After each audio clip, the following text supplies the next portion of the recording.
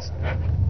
I guess, what sort of thoughts do you have when you, well, I guess when you walk into this space? I was wondering if I'd feel something, you know, a vibe or something like that, but nothing. It does sort of make me think back to some of the history of Western Canada. Like, this is a very historically significant spot, and I don't think it's been given the due. Well, maybe it has been now, I guess. It's coming around, but man, this is where they hung Louis. That's wild.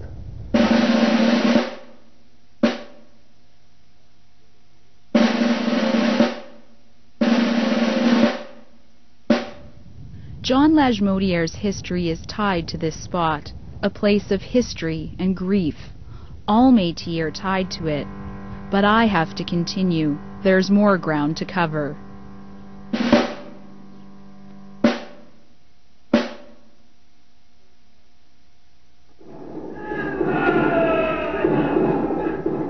History is fixed in time, but culture changes and grows, and that can make it difficult to map unless you know what to look for.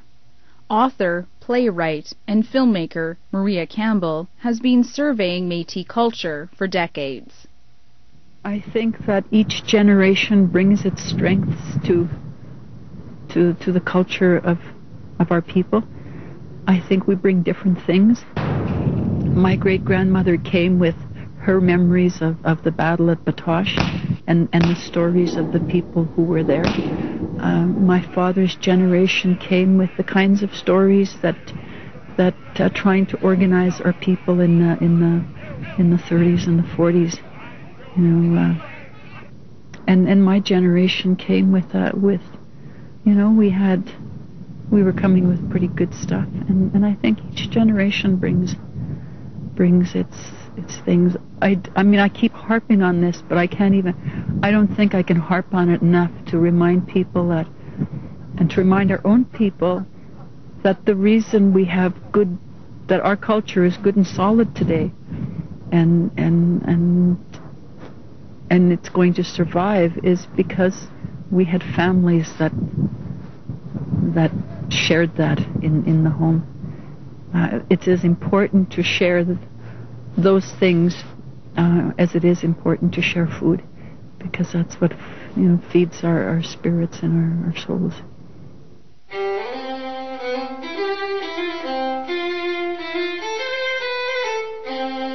Bannock is so fun because we learn from Dad. We always, Dad, you make bannock, like Auntie always makes good bannock, and we don't have it. And so he's like, okay, we'll make you some bannock. So we're going to make bannock like my dad did. Dad used to make it on sticks over an open fire too. Sometimes we've done it in the skillet, like the cast iron pan on the fire. But we're just going to bake it in the oven today. Leah Dorian has never wanted for her Métis heritage. From the time she was born, her father imparted his culture to his two daughters. When Leah was young, she begged him to tell her the stories of his family and their life in Cumberland House, Saskatchewan. And her father was only too happy to tell her everything he could remember. He wanted us not to feel shame in our identity. He wanted us to feel pride.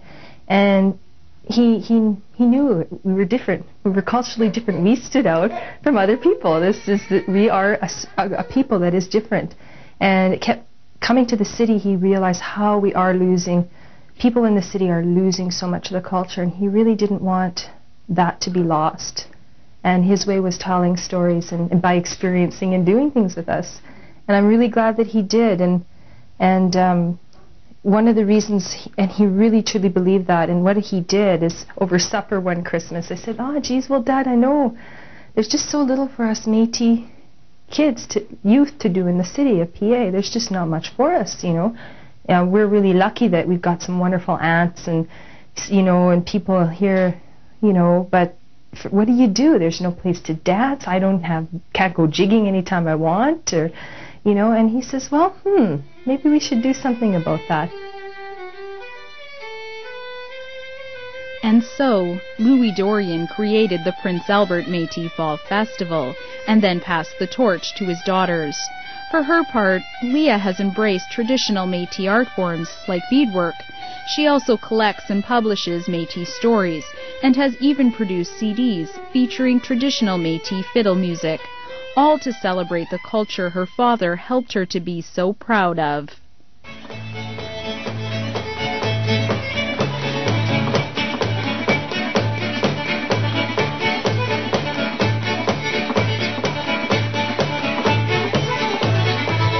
Certainly the dance is part of the culture, and it's still here, and it's still practiced, and it's becoming even more of a passion. Young people are doing it, they're adapting it a bit, and I think that's just fine. I think that's wonderful, because culture grows and changes, and it has to keep being preserved and for young people to take interest.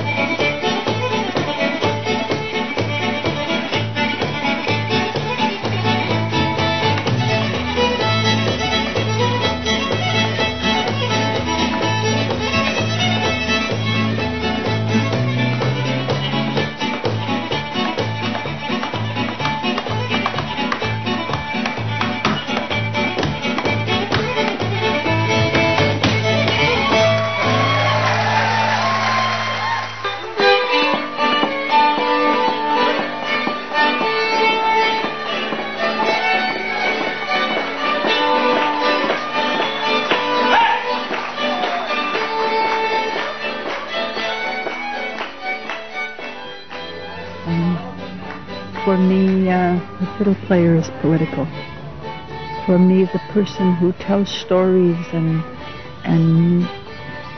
can make people laugh and want to be there to hear those stories, that person is political.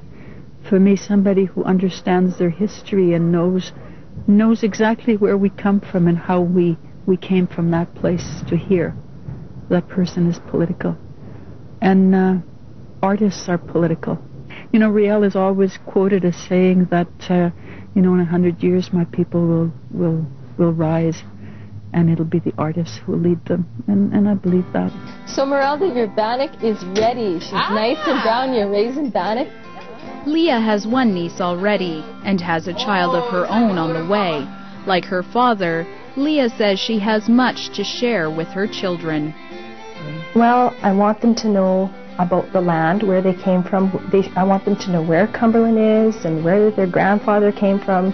I want them to know that the Métis of our family is an old family. We come from 7 generations back in St. Louis. I want them to know all the waterways and the land, and I want them to know, the basics. If they want to know beadwork, let's do it. If they want to learn to make moccasins, let's find the aunties that can do it. Hopefully I'll be better and teach it to them personally. And as far as what's going to happen in the future, if our families are strong, then I've got lots of faith in the kids that come out of those families. My grandmothers had lots of faith in me. They knew things were going to be hard, but they knew that they had given me the tools to, they didn't send me out on the road with nothing. And I've done that for my own children, and I do it as a grandparent to my grandchildren, and I think that's the most important thing. Now, I might not, as a granny, like what I see, because an older generation always says, well, in the old days, but I just remind myself, of the times that I was just so upset with older people, because there they were talking about what they were going to do for young people or what had to be done, but they wouldn't allow us to say anything. And I don't think that my generation of young people did such a bad job. So I think whatever's going to happen is going to happen. The most important thing is keeping our families together and strong.